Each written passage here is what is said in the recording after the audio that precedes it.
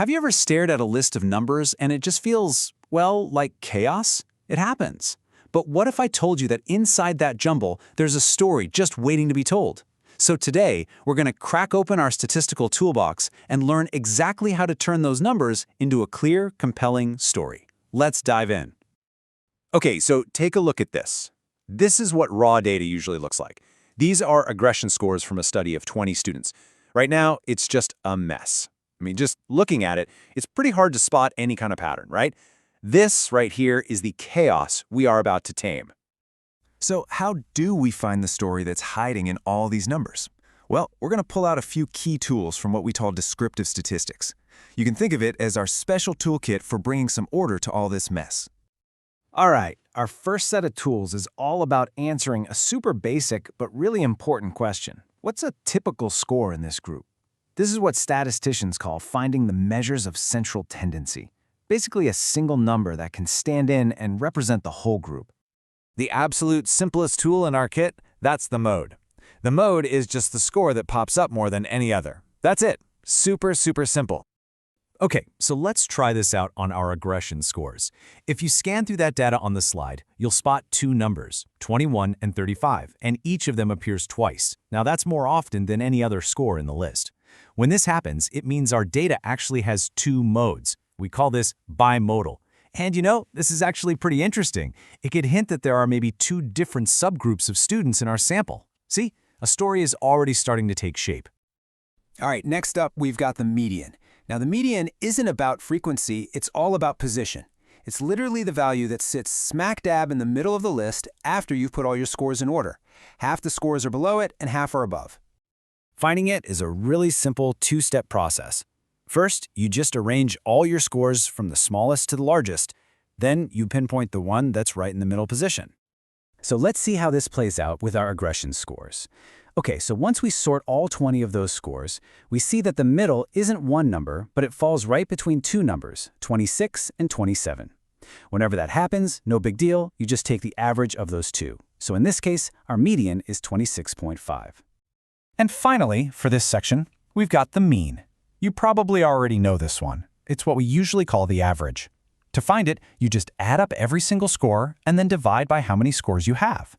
The big thing to remember about the mean is that it uses every single piece of data in the calculation. So for our aggression scores, if we add up all 20 of them and then divide by 20, boom, we get a mean of 27.25. This one number gives us the central point of all our data, all rolled into one. So that brings up a good question. When should you use the mean and when is the median better? Well, it really depends on your data. Think about this. Imagine you're looking at household income in a neighborhood. Now, what if a few billionaires move in? Their huge incomes would pull the mean way up, making it look like the average person is earning a ton more than they really are. In cases like this, with what we call skewed data, or data with extreme outliers, the median gives you a much more honest picture of what's typical. Okay, so we figured out how to find the center of our data. That's a huge step. But you know, that's only half the story. The next big question is, how spread out are all the scores? Are they all bunched up together, or are they kind of all over the map? Time to add another set of tools to our kit. The easiest, quickest way to measure this spread, or variability as it's called, is the range. It's nothing more than the difference between the highest score and the lowest score. It gives you a really fast snapshot of the total spread.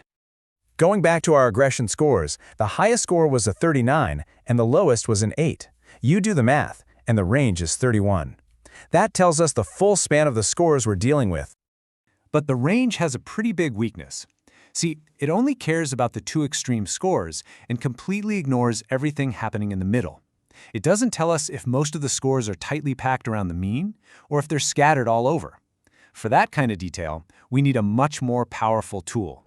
And that amazing tool is the standard deviation. This is an incredibly useful number. It tells us, on average, how far away each score is from the mean. So a small standard deviation, that means your data is all clustered up tightly. A large one, it means your data is much more spread out. For our aggression scores, the standard deviation works out to be about 8.5. Now that gives us a much richer, more nuanced understanding of the spread than the range ever could. All right, So far, we've only been looking at one thing at a time, just those aggression scores. But what if we want to see if two different things are connected?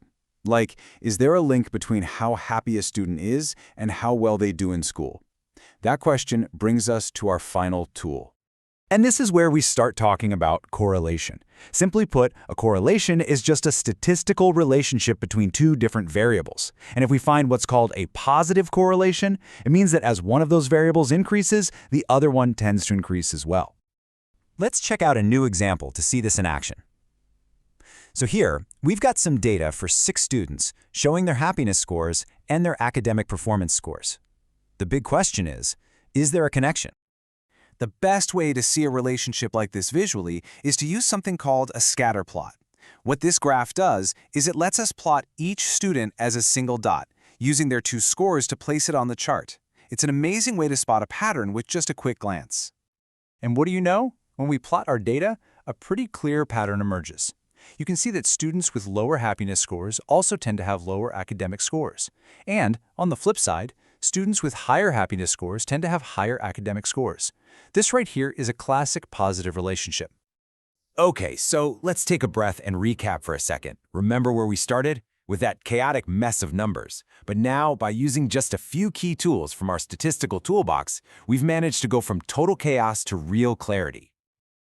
Think about it. We've just added 3 essential sets of tools to our toolbox. We now know how to find the center of our data with the mean, median, and mode. We know how to measure its spread using the range and standard deviation. And we know how to spot connections between different things using correlation and scatter plots.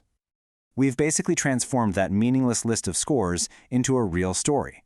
A story about a typical student, about the variation within the group, and even about how different parts of their lives might be connected. And the real magic here is that you can use these exact same tools on any set of numbers you come across.